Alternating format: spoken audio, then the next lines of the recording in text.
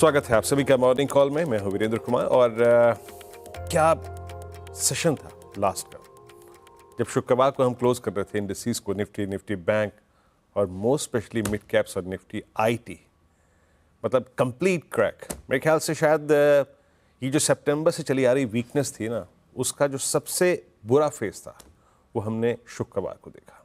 2% लगभग Nifty, bank Nifty 400 अंक नीचे, और निफ्टी बैंक और निफ्टी के बाद अगर आप देखें तो जो सबसे बड़ा कल्प्रिट था वो था निफ्टी आईटी। लगभग आप समझ लीजिएगा कि एक समय ये 1700 अंक नीचे था। आज की कुछ बहुत महत्वपूर्ण अगर आप देखें पहलू है, मैं उस पर आऊँगा। मतलब अगर हम इस सेशन को थोड़ा सा पीछे छोड़ दें और बात करें कि आज महत्वपूर्ण क्या है, देखिए सबसे पहली बात तो ये है कि ऑटो बिक्री के आंकड़े, वो मैं आपको कुछ देर में समझाऊंगा, श्रेया जब मौजूद होंगे मेरे साथ। ऑटो बिक्री के आंकड़ों में कुछ पैनापन है, कुछ सुधार है, उसको रीड करने की कोशिश करेंगे। पॉसिबली ये इंपैक्ट डालेगा, नॉट एग्जैक्टली ऑन इंडिसेस। हाँ, एक सेक्टोरियल मूव आपको मिल सकता है आज ऑटो में। इकोनॉमी के मोर्चे पे थोड़ी खबर अच्छी है, क्योंकि Q3 जो जीडीपी के आंकड़े हैं वो अच्छे हैं, तो उस पर करेंगे बातचीत कुछ देर में। और बाकी अगर आप रेस्ट ऑफ एशिया को देखें तो वो ठीक ठाक है। देखिए यूएस मार्केट में जिस प्रकार का पुल बैक था वो आपको एशियन मार्केट्स पे नजर आएगा, बट यहाँ पर जो तेजी है क्या वो गिफ्ट निफ्टी पर ट्रांसलेट होगी, कुछ देर में देखेंगे। बट निक्केई करीब करीब 1% ऊपर, कॉस्पी अगर आप देखें बैकफुट पे ट्रेड कर रहा है, शंघाई बिल्कुल फ्लैट है इस वक्त। दक्षिण कोरिया का बाजार बंद है।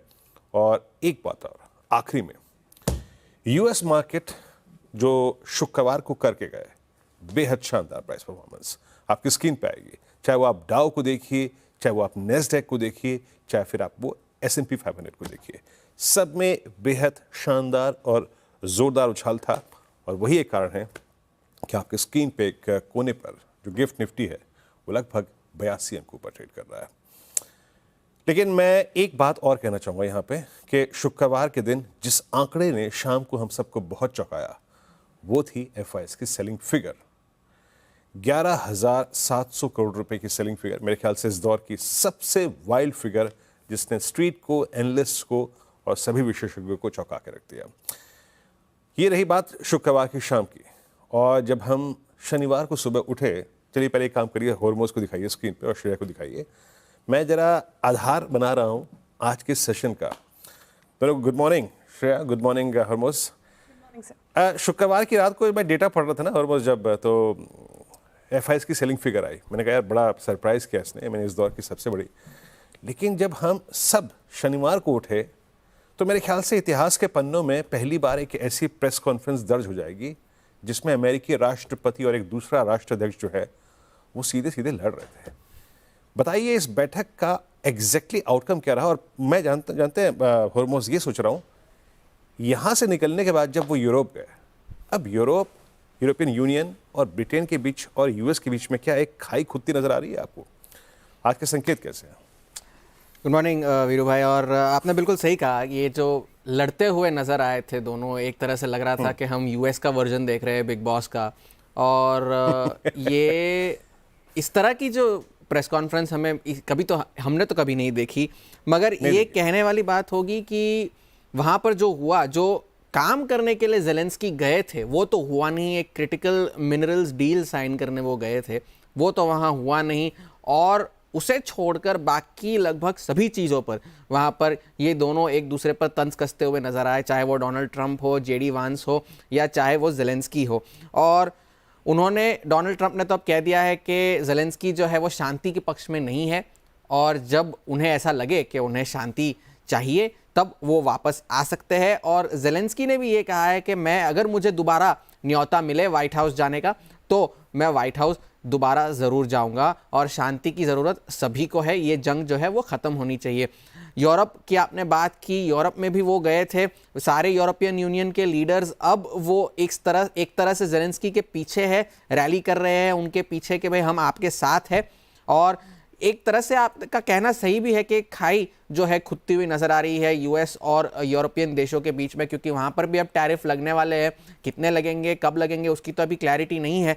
मगर यूरोपियन कमीशन ने पूरी तरह से तैयारी कर रखी है कि अगर डोनाल्ड ट्रंप ऐसा कोई कदम उठाते हैं तो हम भी पूरी तैयारी रखते हैं कि यूरोप के या US के ऊपर रेसिप्रोकल टैरिफ्स लगाए जाए।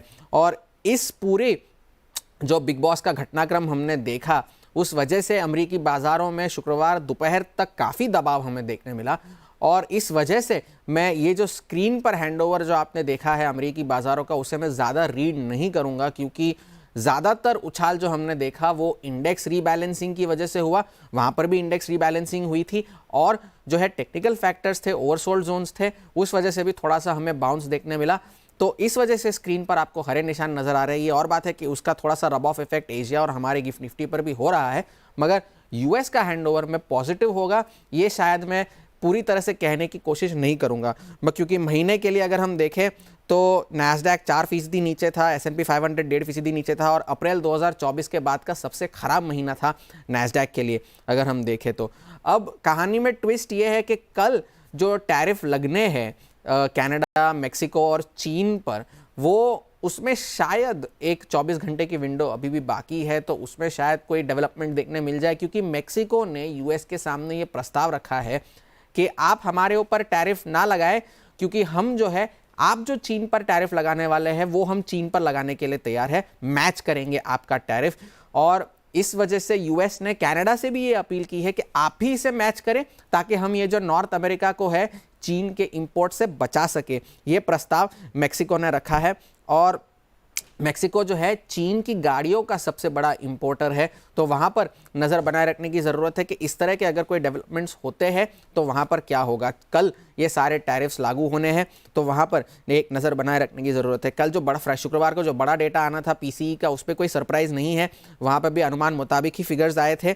मगर एक हेडविंड एक ये है कि एटलांटा फेड ने एक रिसर्च की है जिसमें ये कह रहे हैं कि पहली तिमाही की जो जीडीपी ग्रोथ है वो नेगेटिव हो सकती है, ये उनका कहना है, क्योंकि 1.5% की गिरावट जीडीपी में वो देख रहे हैं।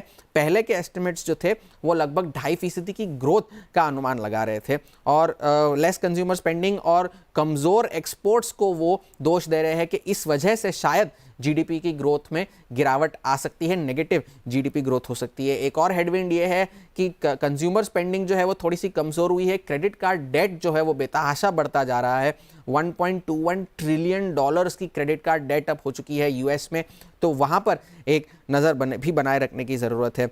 बड़ा ट्रिगर एशिया से जो निकल कर आना है इस हफ्ते वो चीन से है, क्योंकि नेशनल पीपल्स कॉन्फ्रेंस की शुरुआत होने वाली है परसों से 5 तारीख से, और जीडीपी ग्रोथ का अनुमान जो है वो 5% का जो है इकोनॉमिस्ट लगा रहे हैं, वहाँ पर वो तय कर सकते हैं। बजट डेफिसिट की तो पहले से ही चर्चा चल रही है कि 3% से बढ़ाकर 4% किया जाएगा ऑफ जीडीपी, और इन्फ्लेशन का जो महंगाई का जो आंकड़ा है वो 3% से घटाकर 2% हो सकता है। ये 2 दशकों में पहली बार ऐसा होगा कि ये महंगाई का आंकड़ा घटाया जाए। मगर इकोनॉमिस्ट ने ये चेताया है कि जितने भी मेजर्स अनाउंस किए जाए वो यूएस के टैरिफ्स को काउंटर करने के लिए काफ़ी नहीं होंगे, तो वहाँ पर नज़र बनाए रखने की ज़रूरत है। और बड़ा ट्रिगर शुक्रवार को आना है नॉन फार्म पेरोल्स का यूएस से, तो वहाँ पर नज़र बनाए रखने की ज़रूरत है। तो फिलहाल के लिए स्क्रीन पर हैंडओवर आपको अच्छा दिख रहा है, मगर मैं पर्सनली इसे ज़्यादा रीड थ्रू करने की कोशिश नहीं करूँगा। महत्वपूर्ण बात कही हॉर्मोज ने यहाँ पर, ठीक है, आई मीन इंडस्ट्रीज चले, रीबैलेंसिंग इसके पीछे बहुत महत्वपूर्ण कारण थी, और एक ठोस जिसे कहते हैं ना, आई मीन डेटा पॉइंट कोई है नहीं इसके पीछे जिसको हम बहुत तवज्जो दें, याद रखिएगा आप। अच्छा, हॉर्मोज ने जो अभी तक हैंडओवर समझाया, बाकी आप एक बार जरा डाउ जोन्स फ्यूचर्स को भी देख लीजिएगा। मैं इससे आगे बढ़ूँ उससे पहले 2-3 बातें कह देता हूँ। जैसे कि हॉर्मोज ने कहा यूएस मार्केट के बारे में, टिप्पणी में दोबारा रिपीट नहीं करूँगा। डाउ जोन्स फ्यूचर्स बैकफुट में, S&P फ्यूचर्स कंट्रोल डिप है यहाँ पर, नेस्डैक फ्यूचर्स 30 अंक नीचे है। एशियन मार्केट्स में वो तेजी ट्रांसलेट तो हो रही है, लेकिन गिफ्ट निफ्टी पे उतना स्ट्रॉन्ग स्विंग नहीं है, याद रखिएगा। ओनली इट्स 76 पॉइंट्स ऊपर।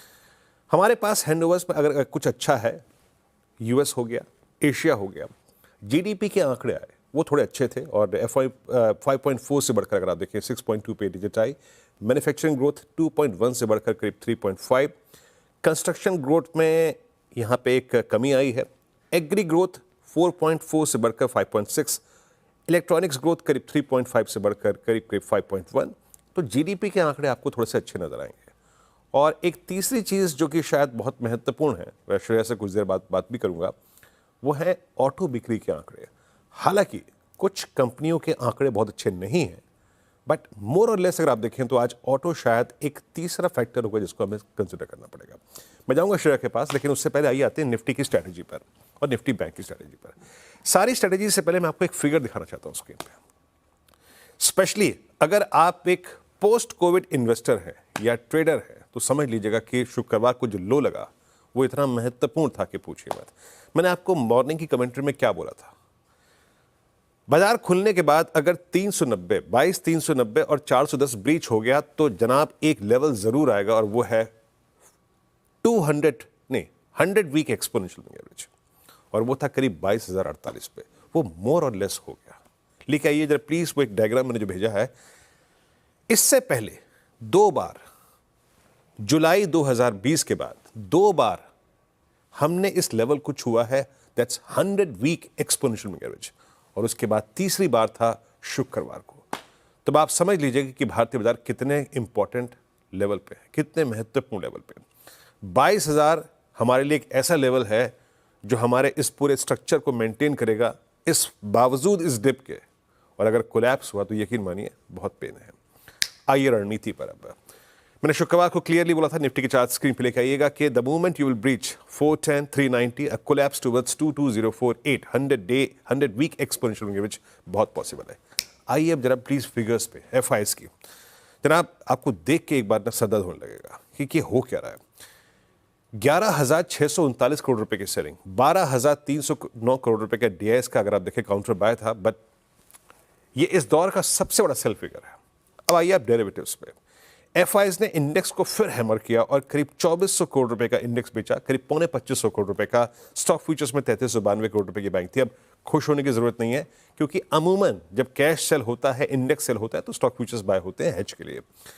एफआईएस ने 14,000 कॉन्ट्रैक्ट इंडिसेस पर शॉर्ट किया और उनका जो नेट शॉर्ट का आंकड़ा है वो फिर कैपिटलाइज होकर 1,88,000 कॉन्ट्रैक्ट्स। तो एक कंप्लीट अगर आप देखें तो कोलैप्स था शुक्रवार को, और इस कोलैप्स को ट्रिगर किया निफ्टी आईटी ने, जो हम सुबह में बात कर रहे थे। अब आइए जरा 80 पॉइंट गिफ्ट निफ्टी ऊपर है, हमें देखना क्या है। देखिए 3 बड़े कॉल राइटर्स हैं, 22, 300, 400, 500, इन 3 जगह पे सबसे बड़ी कॉल राइटिंग है। 22, 300, 400, 500 पे, और 22,000 की पुट, एक 48, और उसके बाद एक और चीज देखिएगा गौर से, देखिए स्क्रीन क्या कह रही है, 72 लाख का आउटस्टैंडिंग वाई 21,800 की पुट पे, यानी 2 पुट राइटर्स इस वक्त एक्टिव हैं, 22,000 और 21,800। पिरामिड्स लेके आइए स्क्रीन पे प्लीज।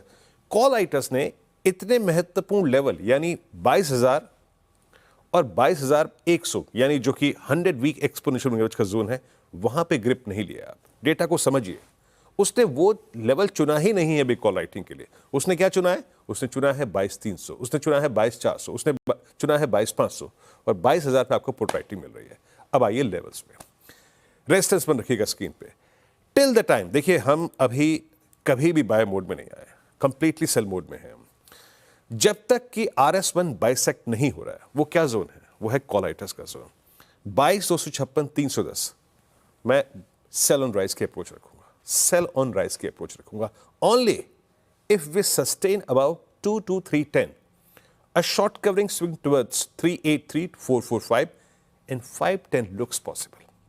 याद रखिएगा 510 से 445 जब ब्रीच हुआ, ये 500 पॉइंट का जो फॉल था वो बहुत तीव्र था।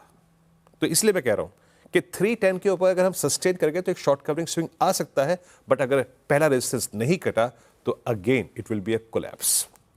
शॉर्ट ऑन राइज, बेस लेके आइए स्क्रीन पे। बेस क्या है? अब बेस समझ लीजिए, बेस है पुट राइटर्स का जोन। हमें शॉर्ट ट्रेड RS1 के आसपास करना है, ना कि बेस के पास। बेस 1 क्या है? 22,083, 21,978, that's 100 week exponential moving average और पुट राइटर्स का जोन। एक बात मैं कह देता हूं, अगर बेस 1 टूट गया, हमें शॉर्ट ट्रेड को यहीं चेक करना है, कवर भी करना है, बट अगर बेस 1 टूट गया तो 99% कह रहा हूं मैं आपको, एक फिगर जरूर आएगी स्क्रीन पे, आई थिंक 21833, 21,833, इसका आना बहुत पॉसिबल है।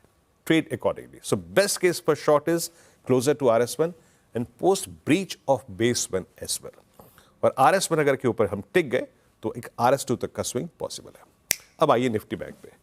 एक बात आपने नोट की होगी, पूरी दिक्कत मिड कैप में थी, स्मॉल कैप में थी, निफ्टी आईटी में थी, उसका प्रभाव निफ्टी पर विजिबल था, बट इसका फॉल रेस्ट्रिक्टेड था। जिसे कहते हैं ना, मेरा मन नहीं कर रहा है गिरने का, पर स्टिल मैं गिर रहा हूं, कुछ ऐसा था। HDFC बैंक स्ट्रेंथ को स्पॉन्सर कर रहा था और एसबीआई का कोलैप्स, पीएसयूज का कोलैप्स जो था वो परेशान कर रहा था, जो कि फैक्ट मैंने आपको कहा भी था कि कीप ए आई और state bank of India, if you falls below 700 ये पेन को स्पॉन्सर करेगा। बट हुआ। अब आइए आज की अप्रोच लेके आइए। कॉल राइटर्स बहुत स्ट्रांगली प्लेस्ड हैं बैंक निफ्टी पे 49,000 की ट्रेजेक्ट्री में, 49,000 पे, और पुट राइटर्स कहां पे हैं 48,000 पे। क्लियरली ये जो मैसेज दे रहा है जनाब कि अगर आप मेरे पास शॉर्ट करना चाहते हैं, तो प्लीज लोअर ट्रेजेक्ट्रीज पे नहीं, आपको एक एप्रोप्रिएट ट्रेजेक्ट्री मिले तब शॉर्ट करिए। लेके आइए RS1, a trajectory closure to RS1। क्या है वो 49,000 का कॉल राइटर? RS1 के नीचे जब तक है आप हैं और क्लोजर है उसके, तब आपको शॉर्ट करना है, ना कि इसके ऊपर। अगर 49,060 के ऊपर निफ्टी बैंक टिक गया तो swing towards 410, 534 and 645 looks possible. RS1 के नीचे सेल करेंगे, बट याद रखिएगा RS1 के नीचे जब सेल कर रहे हैं हम निफ्टी बैंक को, तो हम बहुत दूर का टारगेट नहीं रखेंगे। लिखा ये बेसमेंट, हम अभी टारगेट जहां पे फोकस कर रहे हैं वो है मैक्सिमम 48,185 एंड 48,010। क्यों? क्योंकि वहां पे पुट राइटर है। निफ्टी बैंक का कोलैप्स याद रखिएगा अब तब होगा जब आप पहला बेस भी तोड़ दें। अभी भी हम 27 जनवरी के लो से निफ्टी बैंक पर ऊपर ट्रेड कर रहे हैं। So it's a complete divergence between Nifty and Nifty bank. Trade accordingly. ये हो गई निफ्टी बैंक की स्ट्रेटेजी। यूएस मार्केट, हमने जीडीपी के आंकड़े देखे, साथ ही साथ हमने ऑटो के आंकड़ों की बात करी। चलते हैं श्रेया के पास। श्रेया, क्या शुक्रवार का रंग देखकर परिधान चुना आपने? और आज के स्टॉक्स इन न्यूज में क्या क्या है आपके पास? Good morning sir. परिधान की बात करूं तो पूरे फरवरी मंथ का ही रंग देखकर मैंने ये अटायर चुना है। खैर सर, मैं चाहती हूँ कि जल्दी अटायर में चेंज करूँ और बाजार ग्रीन रंग पे कारोबार करे। खैर हाँ, ऑटो सेल्स के नंबर की बात करते हैं। अब देखिए फरवरी महीने के ऑटो सेल्स नंबर आए और कुछ ऐसे स्टॉक्स जिसने अच्छे नंबर पेश किए हैं और कहीं निराशा हाथ लगी है। शुरुआत करते हैं मारुति सुजुकी के नंबर के साथ। देखिए मारुति सुजुकी के कुल बिक्री में 1% की बढ़ोतरी तो देखने को मिल रही है साल दर साल, लेकिन अनुमान से कम ही रहा है। देखिए 1.99 लाख यूनिट बिके हैं आप साल दर साल के हिसाब से देखें, लेकिन अनुमान जो था वो 2.05 लाख का था। इनफैक्ट आप देखिए घरेलू बिक्री की बात करूं तो यहाँ पे भी बढ़ोतरी हमें देखने को मिली है। 3.5% से ज़्यादा बढ़कर जो यूनिट बिके हैं वो 1.74 लाख यूनिट बिके हैं। लेकिन एक्सपोर्ट के लिहाज से यहाँ पे थोड़ी सी निराशा हाथ लगी है मारुति सुजुकी को। एक्सपोर्ट देखें तो आप यहाँ पे 13% के करीब घटकर ये 25,021 यूनिट रहा है साल दर साल। टाटा मोटर्स के नंबर की बात करें तो यहाँ पे निराशा हाथ लगी है। चाहे नेट सेल्स की बात हो, डोमेस्टिक सेल्स की बात हो, सभी मोर्चे पर नंबर्स काफ़ी ख़राब रहे हैं। कुल बिक्री में देखिए अनुमान से काफ़ी ज़्यादा यहाँ पे नंबर पेश हुए। 4.5% की गिरावट यहाँ पे देखने को मिली।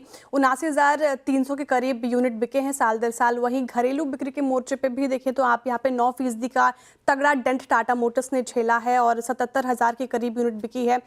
कमर्शियल व्हीकल पे भी डेंट पड़ता नजर आया। 7% की गिरावट यहाँ पे देखने को मिली। इनफैक्ट अगर आप पैसेंजर व्हीकल्स की तरफ रुख करेंगे तो जिसमें ईवी भी शामिल है, वहाँ पर भी निराशा हाथ 9% घटकर पैसेंजर व्हीकल 40,800 के करीब यूनिट बिकी है।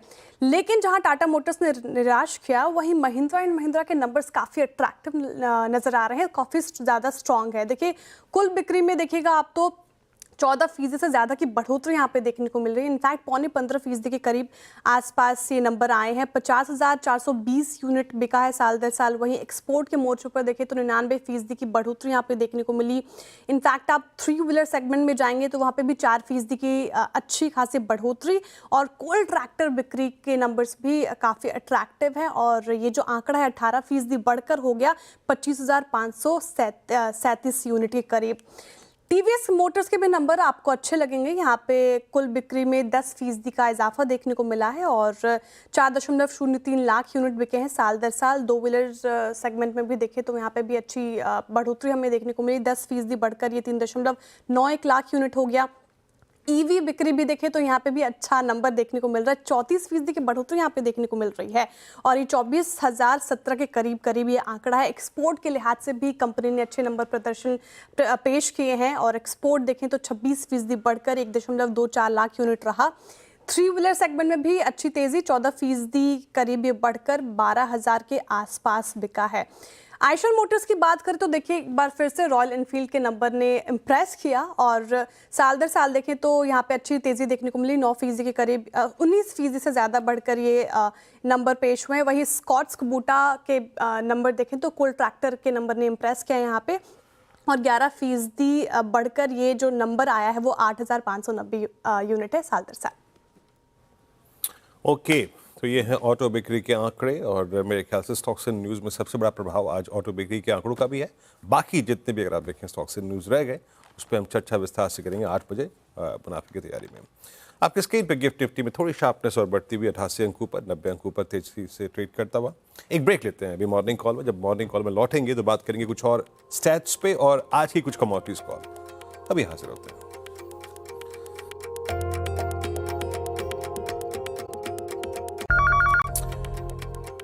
स्वागत है कार्यक्रम में एक बार फिर से आपका। और मैं पहले एक काम करता हूँ, आज जो कमोडिटी ट्रेडर्स हैं उनके लिए स्क्रीन पर आज की जो कमोडिटी ट्रेड्स हैं वो रख देता हूँ। उसके बाद चलते हैं इवेंट्स टू वॉच पे। आज याद रखिएगा अनुज गुप्ता HDFC सिक्योरिटीज़ के हमारे साथ उन्होंने 2 व्यू शेयर किया।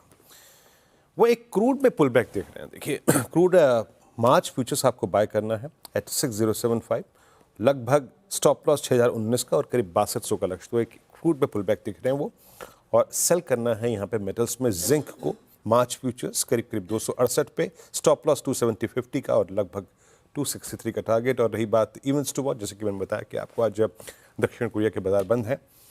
आज श्री पीयूष गोयल यूएस के दौरे पे हैं, वो जो बायलैटरल टॉक्स है between I think US and India उसके लिए।